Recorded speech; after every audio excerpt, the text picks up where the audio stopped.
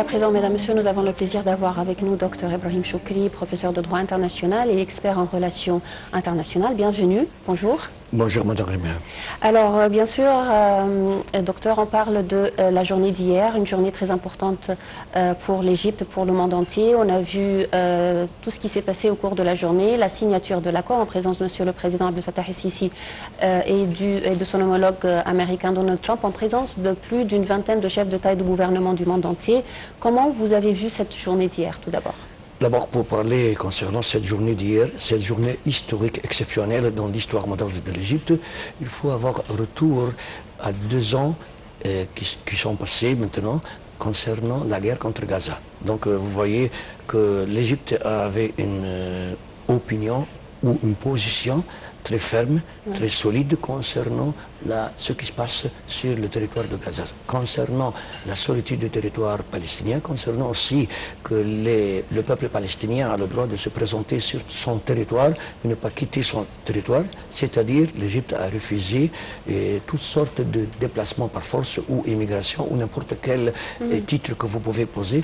C'était le point de vue égyptien qui était cité par le président de la République même avant l'arrivée du système de travail du gouvernement du président Donald Trump, c'est-à-dire à l'âge de l'ancien président américain. L'Égypte aussi a refusé. Donc c'est une position stable qui ne bouge pas concernant cette affaire.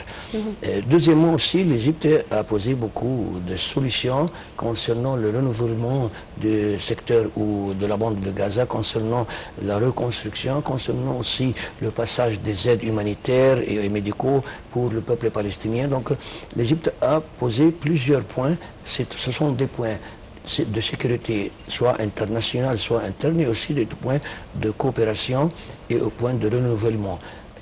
Or, il y avait une position, une situation américaine que nous l'avons trouvé hier, qui s'est changée avec les points de vue égyptiens. Donc ce point-là, c'est très intéressant. Ça prouve aussi que l'Égypte avait raison et avait une bonne position, parce que les Américains ont pris en considération l'opinion égyptienne, le point de vue égyptien.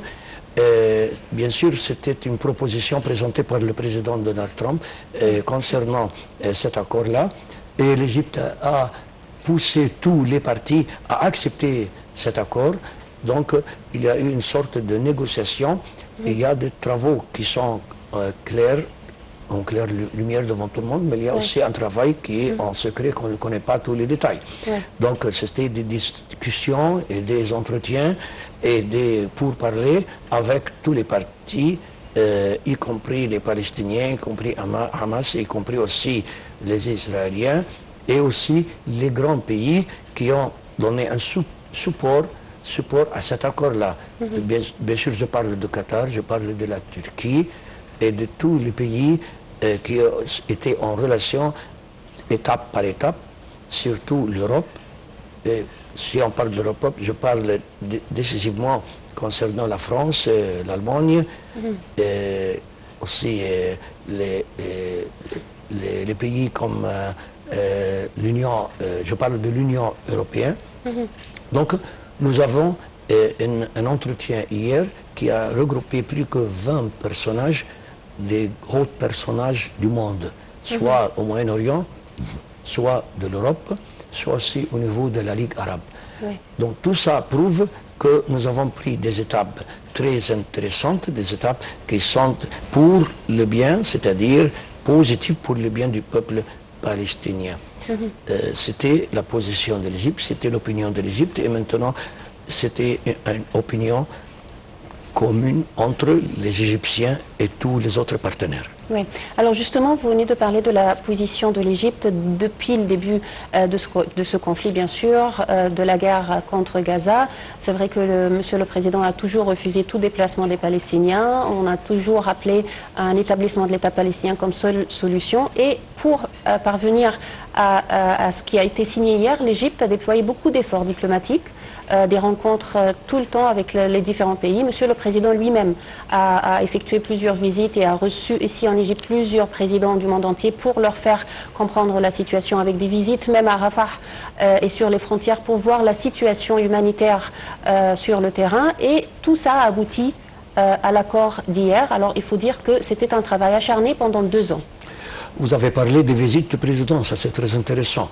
La diplomatie égyptienne, le président égyptien et par suite aussi le gouvernement, si je parle du ministère des Affaires étrangères ou autres, ils ont fait plusieurs visites à l'étranger. Et au niveau aussi des Nations Unies, les réunions qui ont eu lieu le mois de septembre, au niveau des Nations Unies, nous avons trouvé que plus que 160 États par tout le monde ont déclaré et annoncé la reconnaissance d'un État palestinien.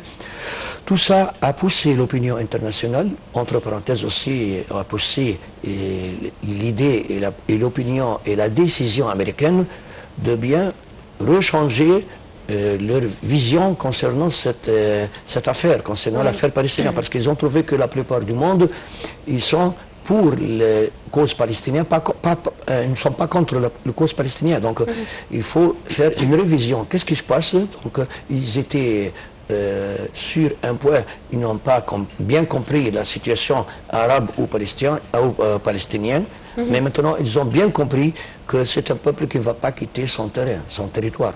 Et c'est un peuple qui cherche son État. Bien sûr, la plupart des pays du monde, ils aident, ils font un soutien au peuple palestinien, soit humanitaire, soit alimentaire, soit autre, soit politique, soit même par les décisions internationales. Tout ça a poussé l'opinion publique américaine à regarder de nouveau et à faire réviser de nouveau la situation. C'est ce que nous avons trouvé comme résultat hier.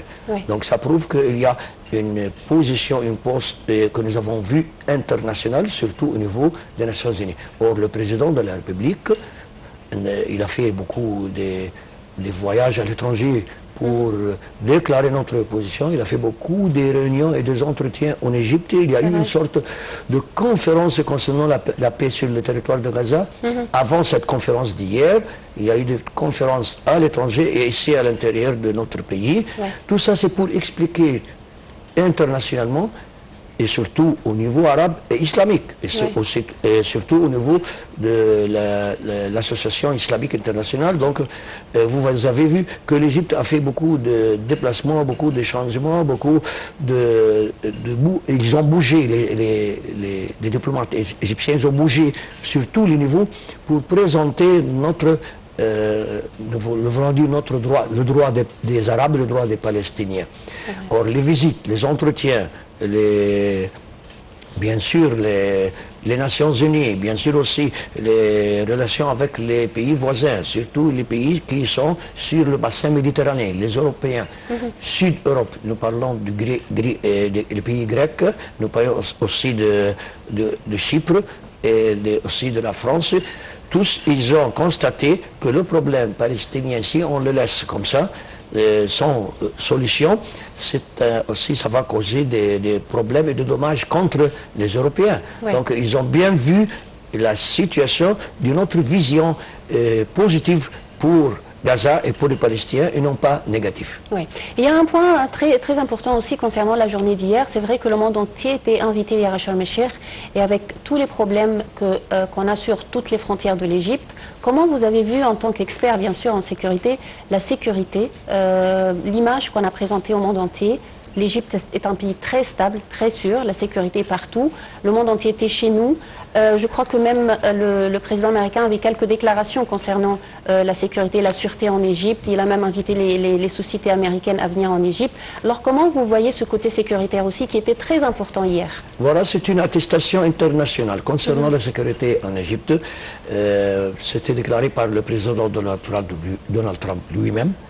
Je veux vous dire, j'adresse mon analyse de cette affaire-là à ceux qui n'étaient pas en confiance avec l'État égyptien. Il y a des gens qui étaient contre l'État égyptien à partir de l'année 2013 jusqu'à maintenant, et ils disaient que l'État égyptien, il insiste surtout sur les solutions sécuritaires. Or, ils ont vu hier que la sécurité interne Et bien sûr, la sécurité externe, c'est-à-dire moi je parle de la police ou bien sûr des forces armées, quand vous protégez votre pays, votre peuple, votre territoire, c'est-à-dire vous allez avoir à l'intérieur de votre pays la stabilité, ce qui va amener aussi au progrès. Oui. Donc, le point de la sécurité, c'est très intéressant. Alors, les gens qui ne connaissaient pas ça ou qui ne voulaient pas savoir ça, ils ont vu maintenant par leurs propres yeux que la sécurité au niveau du territoire égyptien, sur Sharm el-Sheikh ou d'autres, a permis de recevoir plus que 20 personnages internationaux, y compris le secrétaire général des Nations Unies, y compris aussi tous les représentants des grands pays du monde, sur le territoire égyptien. S'il n'y avait pas de sécurité, comment pouvez-vous recevoir tout ce monde-là? Organiser un rassemblement pareil. Bien sûr, donc ce sera très difficile, à part qu'il n'y a pas la sécurité. Oui. Je vous remercie infiniment, Dr Ibrahim Choukri. Malheureusement, on n'a plus le temps. C'est toujours un plaisir de recevoir. Merci beaucoup. Merci et tous mes respects pour votre chaîne respectueuse. Merci beaucoup. Merci, mesdames, messieurs. Nous parvenons ainsi au terme de cette édition de Bonjour l'Égypte. Merci pour votre attention. Rendez-vous demain à une nouvelle édition. Bonne journée.